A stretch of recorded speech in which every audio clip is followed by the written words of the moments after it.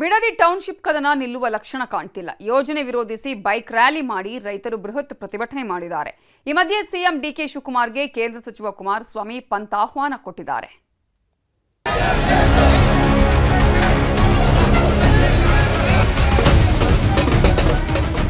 ನಿಜಕ್ಕೂ ರೈತರು ಒಪ್ಪಿದ್ದಾರೆ ಇಲ್ಲಿ ಮಾಡಬಾರದು ಮಾಡಿದ್ದೀರಿ. ಅದೇ MLA ಹೋಗ್ಬಿಟ್ಟು ಚೆಕ್ ಕೊಡೋದುಂಟಾ?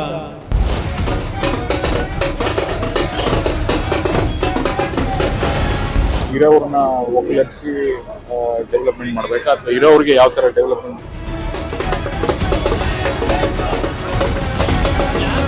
ಅಂತಾರಾಜ್ಯ ಮಟ್ಟದಲ್ಲೂ ಕೂಡ ನಾವು ಇದ್ರ ಬಗ್ಗೆ ಅರಿವು ಮೂಡಿಸಿ ಕರ್ಕ ಬರ್ತೀವಿ. ಒಂದು ರಾಷ್ಟ್ರೀಯ ಮಟ್ಟದ ಹೋರಾಟವಾಗಿ ರೂಪಿಸ್ತೀವಿ. ಬಿಡದಿ ಬಡಿದಾಟ, ರೈತರ ಬೃಹತ್ ಹೋರಾಟ, ಬೈಕ್ ರ್ಯಾಲಿ ಮಾಡಿ ಸರ್ಕಾರದ ವಿರುದ್ಧ ಆಕ್ರೋಶ. ಬಿಡದಿ ಭೂ ಸಮರ ತಾರಕಕ್ಕೇರಿದೆ.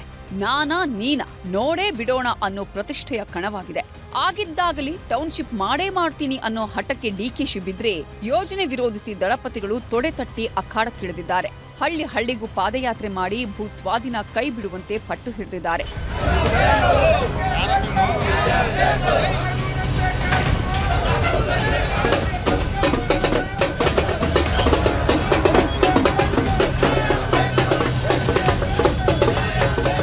ಬಿಡದಿ ಟೌನ್ಶಿಪ್ ಕದನದ ಕಿಚ್ಚು ಆರುವ ಲಕ್ಷಣ ಕಾಣ್ತಿಲ್ಲ.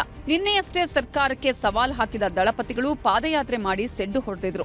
ಯೋಜನೆ ಕೈ ಬಿಡದಿದ್ರೆ ವಿಧಾನಸೌಧಕ್ಕೆ ಮುತ್ತಿಗೆ ಹಾಕ್ತೀನಿ ಅಂತ ನೇರ ಎಚ್ಚರಿಕೆಯನ್ನೂ ಕೊಟ್ಟಿದ್ದಾರೆ. ಇದರ ಬೆನ್ನಲ್ಲೇ ಇವತ್ತು ಮತ್ತೊಂದು ಹೋರಾಟದ ಕಹಳೆ ಮೊಳಗಿದೆ.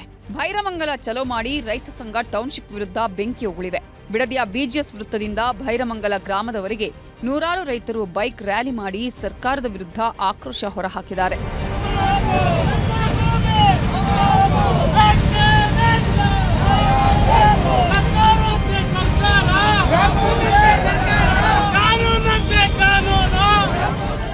ಸರ್ಕಾರದ ವಿರುದ್ಧ ರೈತ ಮಹಿಳೆಯರು ಸಿಡಿದೆದ್ದಿದ್ರು.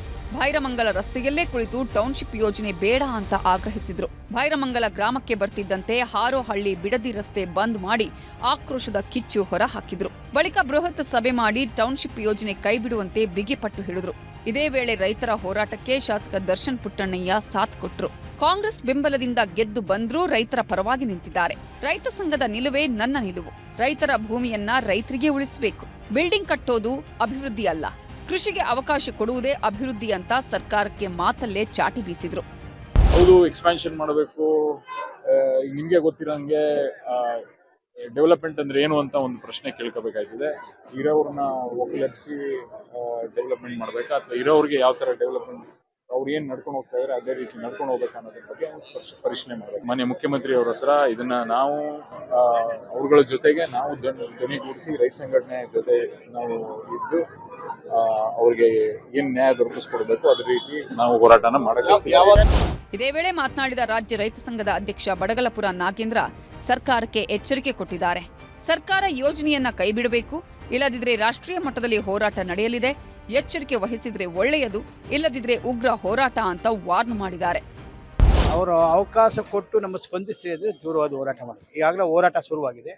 ಆದರೂ ನಾವು ಈಗ ಜಂಟಿ ಹೋರಾಟ ಮಾಡ್ತೀವಿ ಅಂತ ಮತ್ತೊಮ್ಮೆ ಹೋಗಿ ಅವ್ರಿಗೆ ಹೊಸ ಮುಖ್ಯಮಂತ್ರಿ ಆಗಿದ್ದಾರೆ, ಇದ್ರ ಕೈ ಬಿಡಿ ಅಂತ ಕೇಳ್ತೀವಿ.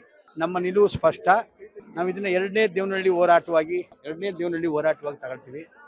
ಅವಶ್ಯಕತೆ ಬಿದ್ದರೆ ಅಂತಾರಾಜ್ಯ ಮಟ್ಟದಲ್ಲೂ ಕೂಡ ನಾವು ಇದ್ರ ಬಗ್ಗೆ ಅರಿವು ಮೂಡಿಸಿ ಕರ್ಕ ಬರ್ತೀವಿ. ಒಂದು ರಾಷ್ಟ್ರೀಯ ಮಟ್ಟದ ಹೋರಾಟವಾಗಿ ರೂಪಿಸ್ತೀವಿ.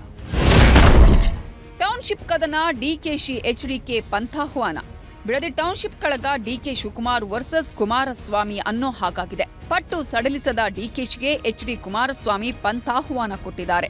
ಬನ್ನಿ ಭೈರಮಂಗಲಕ್ಕೆ ಹೋಗೋಣ, ರೈತರ ಜೊತೆ ಚರ್ಚಿಸೋಣ ಅಂತ ಆಹ್ವಾನಿಸಿದ್ದಾರೆ. ಕುಮಾರಸ್ವಾಮಿ ಪಂಥಾಹ್ವಾನಕ್ಕೆ ಡಿಕೆಶಿ ಓಕೆ ಅಂದಿದ್ದಾರೆ.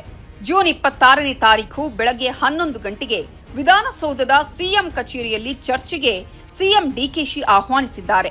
ತಾವೇ ಆರಂಭಿಸಿದ ಟೌನ್ಶಿಪ್ ಬಗ್ಗೆ ಚರ್ಚಿಸಲು ತಮ್ಮ ಪ್ರತಿನಿಧಿಗಳೊಂದಿಗೆ ಭಾಗವಹಿಸುವಂತೆ ಪತ್ರದ ಮೂಲಕ ಆಹ್ವಾನ ಕೊಟ್ಟಿದ್ದಾರೆ.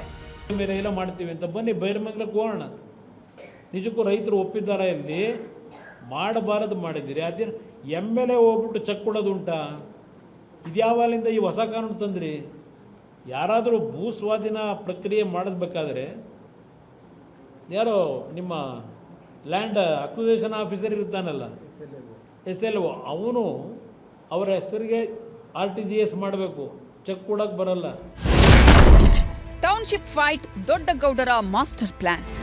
ಬಿಡದಿಯ 1 ಇಂಚು ಭೂಮಿಯನ್ನ ಭೂಸ್ವಾಧೀನಕ್ಕೆ ಬಿಡಲ್ಲ ಅಂತ ಜೆಡಿಎಸ್ ಶಪಥ ಮಾಡಿದೆ. ಪಟ್ಟು ಸಡಿಲಿಸದ ಡಿಕೆಶಿ ಕಟ್ಟಿ ಹಾಕಲು ಮಾಜಿ ಪ್ರಧಾನಿ ದೇವೇಗೌಡ್ರೆ ಅಖಾಡಕ್ಕಿಳಿಯಲು ಸಜ್ಜಾಗಿದ್ದಾರೆ. ಯೋಜನೆ ಕೈಬಿಡುವಂತೆ ಸಿಎಂಗೆ ಪತ್ರ ಬರೆದು ಡೆಡ್ಲೈನ್ ಕೊಡಲಿದ್ದಾರೆ. ಒಂದ್ ವೇಳೆ ಹಿಂದೆ ಸರಿಯದಿದ್ರೆ ರೈತರ ಜೊತೆ ಉಪವಾಸ ಸತ್ಯಾಗ್ರಹ ಮಾಡಲು ತೀರ್ಮಾನ ಮಾಡಿದ್ದಾರೆ. ಮತ್ತೊಂದು ಕಡೆ ಕಾನೂನು ಹೋರಾಟಕ್ಕೆ ಸಕಲ ಸಿದ್ಧತೆ ಮಾಡಿಕೊಂಡಿದ್ದಾರೆ. ಇದರೊಂದಿಗೆ ಬೆಂಗಳೂರು ದಕ್ಷಿಣ ಜಿಲ್ಲೆಯಲ್ಲಿ ಮತ್ತೆ ಪಕ್ಷಕ್ಕೆ ಶಕ್ತಿ ತುಂಬಲು ದೇವೇಗೌಡರು ರಣತಂತ್ರ ರೂಪಿಸಿದ್ದಾರೆ. ಒಟ್ಟಾರೆ ಬಿಡದಿ ಭೂಮಿಯಲ್ಲಿ ಕಾಂಗ್ರೆಸ್ ಜೆಡಿಎಸ್ ಜಿದ್ದಾಜಿದ್ದಿನ ಫೈಟ್ ಜೋರಾಗಿದೆ. ಈ ಹೋರಾಟ ಮುಂದೆ ಯಾವ ಸ್ವರೂಪ ಪಡೆದುಕೊಳ್ಳುತ್ತೆ ಅನ್ನೋದನ್ನ ಕಾದು ನೋಡಬೇಕಿದೆ. ವೆಂಕಟೇಶ್, ನ್ಯೂಸ್ 18 ಬೆಂಗಳೂರು ದಕ್ಷಿಣ.